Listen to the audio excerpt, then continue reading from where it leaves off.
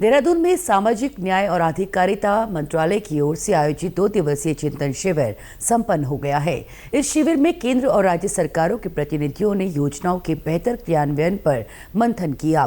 दूसरे दिन सामाजिक सशक्तिकरण, नशा मुक्ति अभियान, दिव्यांग पुनर्वास योजना और भिक्षावृत्ति में लिप्त लोगों के पुनर्वास जैसे जमीनी मुद्दों पर राज्यों ने अपने अनुभव और चुनौतियां साझा की। तकनीकी सत्रों में सिंगल नोडल एजेंसी, सामाजिक लेखा परीक्षा और क्षमता निर्माण जैसे विषयों पर गहन चर्चा हुई। 34 राज्यों और केंद्र शासित प्रदेशों के प्रतिनिधियों और 19 मंत्रियों ने हिस्सा लिया। केंद्रीय सामाजिक न्याय और अधिकारिता मंत्री डॉक्टर वीरेंद्र कुमार ने कहा कि इस चिंतन शिविर से नीति निर्माण में सहयोग और सुधार की दिशा में ठोस सुझाव सामने आए हैं। राज्य और केंद्र के बीच समन्वय से योजनाओं को जरूरतमंदों तक बेहतर ढंग से पहुंचाया जा सकेगा। 34 राज्यों से अधिकारीगण और 19 मंत्रीगणों ने इस 2 दिन के चिंतन शिविर में भाग लिया। सामाजिक न्याय अधिकारिता मंत्रालय में 2 सेक्शन हैं, सामाजिक न्याय एवं अधिकारिता विभाग और दूसरा दिव्यांगजन एवं सशक्तिकरण विभाग। दोनों विभागों के द्वारा जो योजनाएं चलाई जा रही हैं, उन योजनाओं के बारे में एक योजना के बारे में केंद्र सरकार के मंत्रियों ने विस्तृत रूप से जानकारी रखी।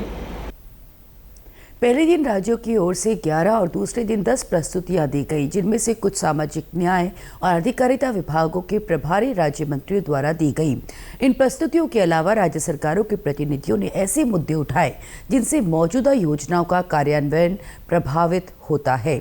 साथ ही उन्होंने भविष्य में सुधार लाने के लिए सुझाव भी दिए। इस दौरान उन्होंने नशा मुक्त भारत अभियान के बारे में कहा कि ये अभियान केंद्र और राज्यों के सहयोग से चलेगा। इसमें समाज की भूमिका भी अहम है। केंद्रीय मंत्री ने कहा कि 29,000 गांव में 11,000 गांव आदर्श गांव घोषित किए गए हैं।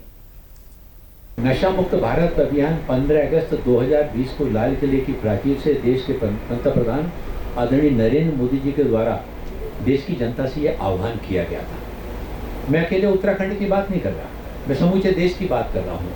नशा मुक्त भारत अभियान केवल केंद्र या राज्य सरकारों के प्रयासों से ये अपने लक्ष्यों को प्राप्त नहीं करेगा जब तक कि इसमें समाज की सहभागिता नहीं जुड़ेगी, सामाजिक संगठनों का सहयोग इसमें नहीं जुड़ेगा। केंद्रीय मंत्री ने कहा कि सभी विषयों पर और सभी सत्रों में राज्यों और संघ राज्य क्षेत्रों ने अपने अनुभव, चुनौतियां और उपलब्धियों को साझा किया, जिससे चिंतन शिविर की साझी सीख और सर्वोत्तम कार्य पद्धतियों का बहुमूल्य संग्रह तैयार हुआ। इस सहभागी परिवेश से जमीनी स्तर पर व्यावहारिक मुद्दों पर डिजिटल बुनियादी ढांचे की कमी से लेकर कौशल और जागरूकता अभियान की जरूरत तक उच्च कोटि के सुझाव प्राप्त हुए, जिसके परिणाम स्वरूप यहाँ से कार्रवाई योग्य सीख मिली है। उन्होंने कहा कि उत्तराखंड से भी प्रस्ताव केंद्र को भेजे जाएंगे, उन पर प्राथमिकता के आधार पर विचार किया जाएगा। उत्तराखंड के बारे में भी जब उत्तराखंड के प्रतिनिधियों ने जो सरकार की योजना है